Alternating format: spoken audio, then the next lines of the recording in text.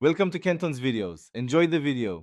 You start by stabilizing the trolley and taking quick reference photos of its joints.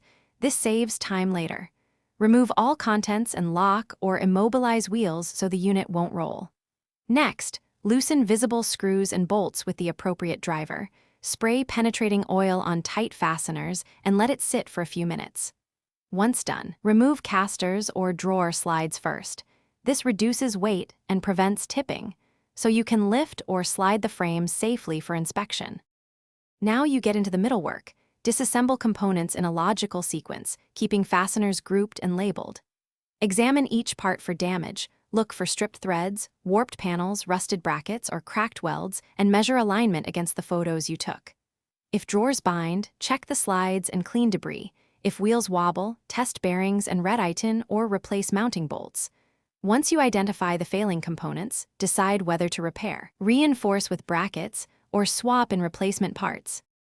Finish by installing repaired or new parts, applying grease to slides and thread locker on critical fasteners to prevent loosening.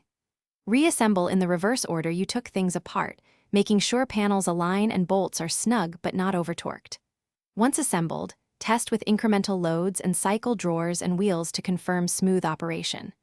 If something binds or creaks, stop, check fastener tightness, look for trapped paint or debris, and use shims to correct misalignment. That single tweak usually fixes. Thanks for watching. Consider subscribing if we helped you.